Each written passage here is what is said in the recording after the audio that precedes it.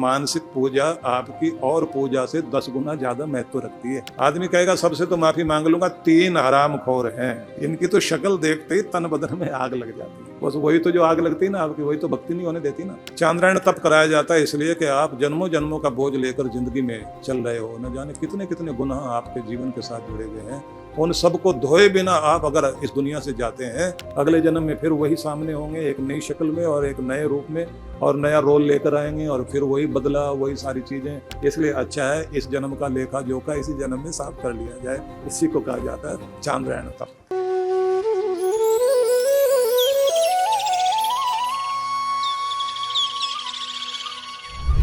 और जो नित्य प्रति स्मरण करता है, कभी कभी तो ऐसा हो जाएगा कि आप को लगेगा आज बड़ा मन लग गया भक्ति में, प्रार्थना में, बड़ा अच्छा लगा प्रार्थना करते हुए, भगवान से जुड़ गए, अंदर शांति आई। कुछ और तो नहीं पता लगा भाई, इतना ही पता लगा कि भीतर बहुत शांति आई, कुछ अच्छा अच्छा महसूस हुआ, कुछ ऐसा लगा जैसे भीतर पवित्र हो गए हैं, कुछ ऐसा लगा कि जैसे मेरे भीतर एक चैन आया है, तसल्ली आई है, कुछ खुशी की उमंग आई है, तो ऐसा लगता है। तो ये पहले पहले ऐसे होता, थोड़े और आगे बढ़ गए तो उसका प्रेम महसूस होता है, और आगे बढ़ गए तो ऐसा लगता है कि जैसे मेरे अंदर जो गुब्बार भरा हुआ था, कूड़ा कबाड़ था, दुख देने वाली चीजें थी, बाहर जा रही हैं। फिर थोड़ा और आगे बढ़ते हैं तो जैसे पूरा रोशनी से भर गया, उजाले चमक उठे हों। फिर और आगे बढ़े तो अनंत प्रेम उसका, सारे रिश्तों में जिस प्रेम की खोज कर रहे थे, आज वो प्रेम मिला है। इतना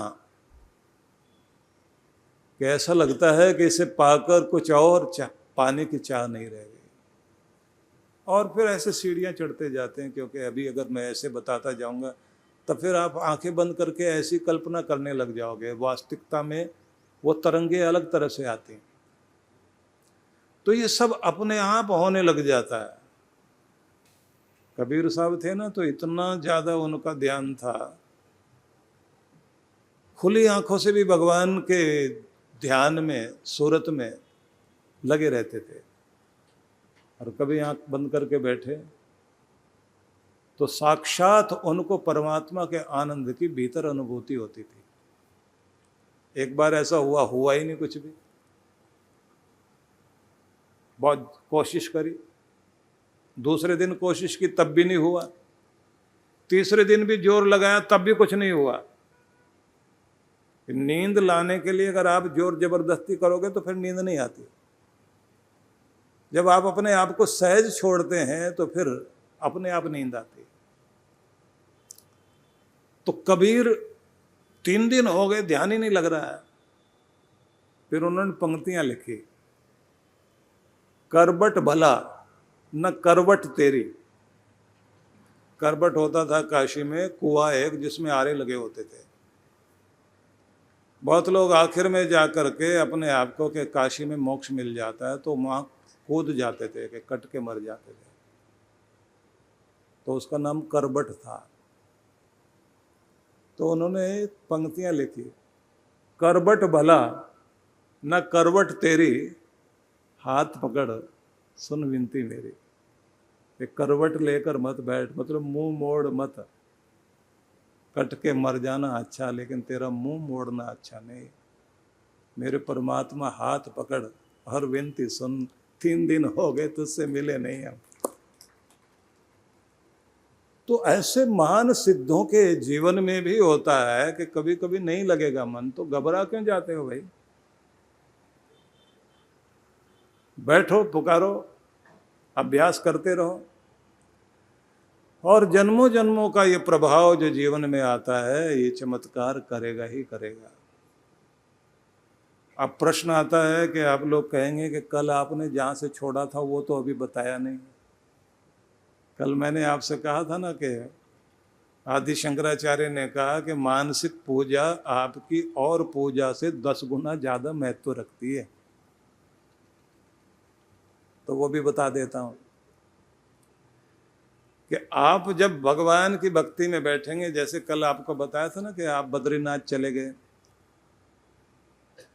तो आपने पुल भी पार कर लिया, स्नान भी कर लिया, सीढ़ियां भी चढ़ गए, पूर्वजों के तरफ से भी प्रणाम भगवान को अर्पित करा दिया, अपने माता पिता के तरफ से भी आपने भगवान को कहा कि मैं उनकी तरफ से भी आपको अभिवादन करता हूँ मेरे प्रभु, और खुद भी आपने दंडवत प्रणाम करके साष्टांग आपने प्रणिपात करते भगवान को प्रणाम किया और ये कहा कि मैं आ गया हूँ भगवान। और फिर आप कहते हैं कितनी दूर जाकर डेरा बसाया भगवान आपने भी, सारी दुनिया से दूर, सारे पहाड़ों को पार करते करते, और जहां आसमान और ये पहाड़ एक हो गया है, इस जगह पर तेरा डेरा है। तो पहले तो आपने वहां बैठते ही कानों को हाथ लगा के ऐसे क्षमा याचना करनी है, मेरी भूल चूक, मन से, वाणी से, कर्म से जो भी कुछ मैंने दूसरों को दुख दिए, बुद्धि से जो चालाकी की, मन से भी किसी का बुरा चाहा, षड्यंत्र भी किसी के लिए रचे हों, सब गुनाहों के लिए माफी मांगता हूं भगवान। हे पतित पावन मेरे परमात्मा, मुझे पावन कर और बख्शनहार मेरे गुनाहों को बख्श। पूरा पवित्र होकर, शुद्ध होकर तेरी शरण में आया हूं। तो ये कहना होता पहले तो। और ये कब कहोगे आप? बैठे हो अपने घर के मंदिर में और ध्यान लगा रहे हो बद्रीनाथ का, मानसिक यात्रा करते करते बद्रीनाथ मंदिर में आप पहुंचे हो, और आपको साक्षात अनुभूति होनी चाहिए कि जैसे आप सामने वहीं पहुंच गए हो। और फिर ये भी सोचना है कि आप अकेले हो और कोई है ही नहीं, आप और आपका भगवान, बीच में कोई भी नहीं। उनके सामने आप बैठ करके अपने गलतियों के लिए क्षमा याचना कर रहे हो। फिर साथ में क्या कहते हैं? एक एक का चेहरा याद करना, जिन जिन को दुख पहुंचाया, उन सब से वहीं भगवान के आगे बैठ के हाथ जोड़ के माफी मांगनी। बड़ा मुश्किल होता है। आदमी कहेगा सबसे तो माफी मांग लूंगा, 3 हरामखोर हैं। हरामखोर बोलता है आदमी सीधा, जो शब्द नहीं बोलने चाहिए वो भी बोलता, इनसे नहीं माफी मांगूंगा, बाकी तो ठीक है। इनकी तो शक्ल देखते ही तन बदन में आग लग जाती है। बस वही तो जो आग लगती है ना आपकी, वही तो भक्ति नहीं होने देती ना।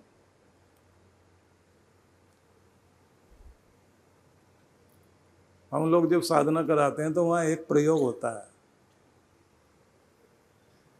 कि आपने तो माफी मांगनी है, लेकिन अब उनको याद करो जिन्होंने तुम्हें दर्द दिया और जिनका दर्द तुम्हारे दिल में आज घाव बन करके रिस रहा है, उनको याद करते हुए उस पीड़ा को दिल से निकालना है और बोलना है कि जाओ तुम्हारा भी भला करे भगवान, तुम्हारे दिल के बोझ को आज हल्का कर रहा हूं। तुम्हारा बोझ ढोते ढोते जिंदगी बीत गई, तुम्हारा दर्द बहुत बड़ा दर्द बनकर मेरे हृदय में निशान बने हुए हैं। बरसों बीत गए लेकिन तेरा अन्याय, तेरा जुल्म नहीं भूल सकता। एक भले भोले आदमी के साथ जो तुमने अत्याचार किया, बहुत बड़ा पाप किया। तुम्हारे दिए हुए दर्द का बोझ मैं हर दिन महसूस करता हूं। तो दिल पे होता है ना, वो सबको आपको याद करके उनके लिए भगवान से प्रार्थना करनी, तेरे न्याय पर छोड़कर मैं कामना करता हूँ भगवान, तेरे इंसाफ पर छोड़कर उनको कामना करता हूँ कि जाओ तुम्हारा भी भला हो भगवान, इनका भला करना, इनको वो बुद्धि देना, इनको दुनिया में रिश्तों से प्यार करना सिखाना, ये अपनी अकड़ को भूलकर सच्चे हो जाएं, इन्हें भी तेरा प्यार पाने का हक मिल जाए। और एक एक की शक्ल याद करके बोलना होता है। चांद्रायण तप होता है ना, उसका ये नियम है। चांद्रायण तप कराया जाता है इसलिए कि आप जन्मों जन्मों का बोझ लेकर जिंदगी में चल रहे हो, न जाने कितने कितने गुनाह आपके जीवन के साथ जुड़े हुए हैं, उन सबको धोए बिना आप अगर इस दुनिया से जाते हैं तो फिर ये बात ध्यान रखना कि वो यात्रा फिर जारी रहेगी। अगले जन्म में फिर वही सामने होंगे, एक नई शक्ल में और एक नए रूप में, और नया रोल लेकर आएंगे, और फिर वही बदला, वही सारी चीज़ें, वही उठा पटक, वही षड्यंत्र, वही सारी कहानियाँ घटेंगी। इसलिए अच्छा है इस जन्म का लेखा जोखा इसी जन्म में साफ कर लिया जाए। इसी को कहा जाता है चांद्रायण तप। और इसको ये माना गया, भगवान कृष्ण ने एक संवाद में बताया था कि चांद्रायण तप ऐसे ही गुनाहों को और पापों के प्रभाव को नष्ट करता है जैसे सूखी घास में चिंगारी डाल दी जाए। 7 नदियों के जल से स्नान करा के शुरू कराते हैं ना, 7 नदियों के जल का अभिषेक करने के साथ कहा जाता है ये तो बाहर से स्नान है, लेकिन असली तो अंदर से करना है।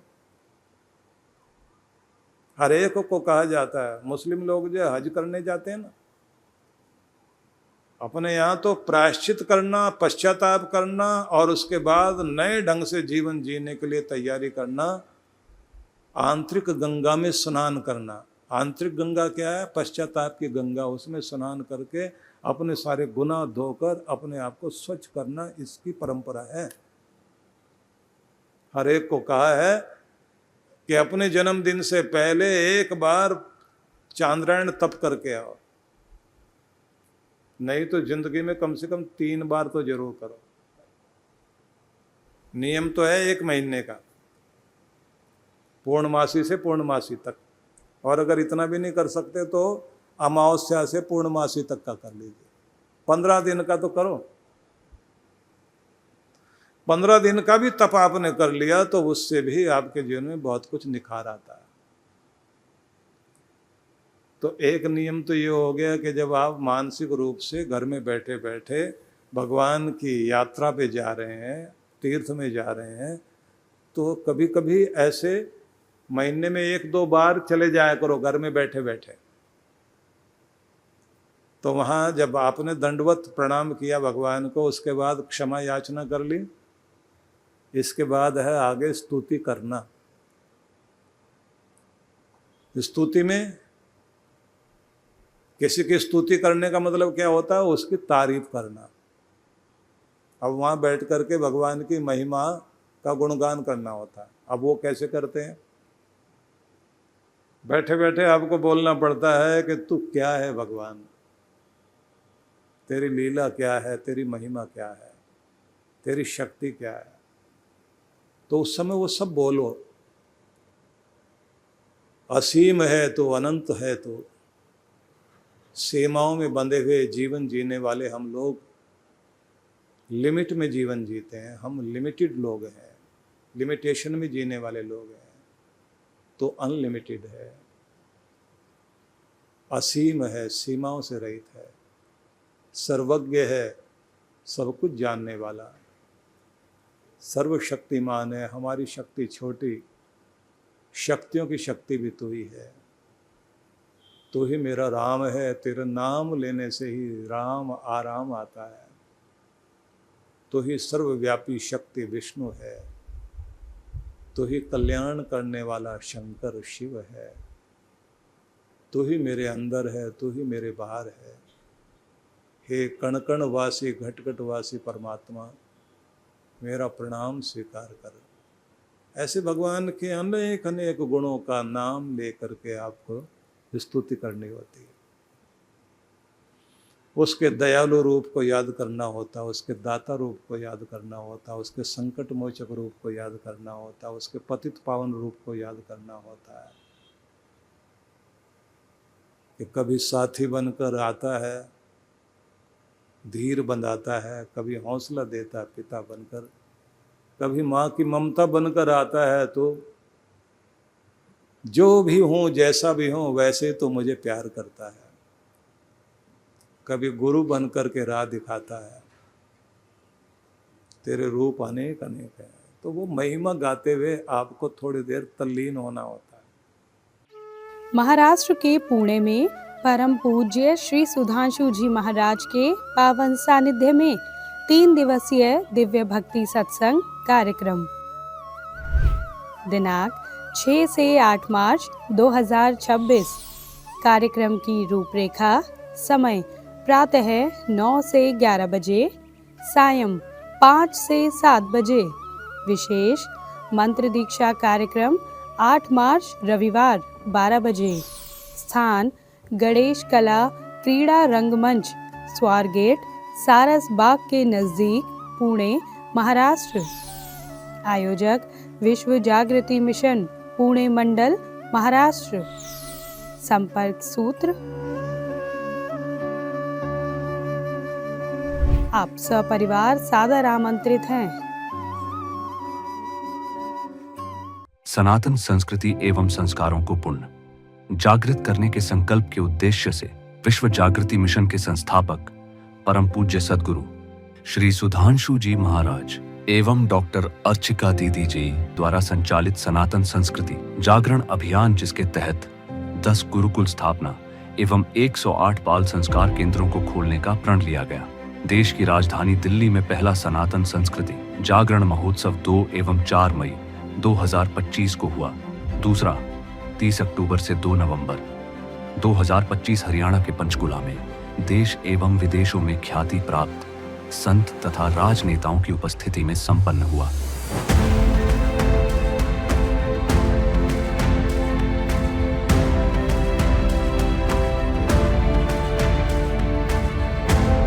इसी तर्ज पर तीसरा सनातन संस्कृति जागरण महोत्सव 12 से 15 मार्च 2026 उत्तर प्रदेश के मेरठ में होने जा रहा है। कार्यक्रम की रूपरेखा: दिनांक 12 मार्च 2026, शुभारंभ सायं 5 बजे से। 13 से 15 मार्च 2026 प्रातः 9 बजे से सायं 5 बजे से। स्थान: ITI मैदान, साकेत, नजदीक शेल चुंगी, मेरठ, उत्तर प्रदेश। आयोजक: विश्व जागृति मिशन, उत्तर प्रदेश, उत्तराखंड, राजस्थान मंडल। संपर्क सूत्र: आप सभी इस कार्यक्रम में परिवार सहित सादर आमंत्रित हैं।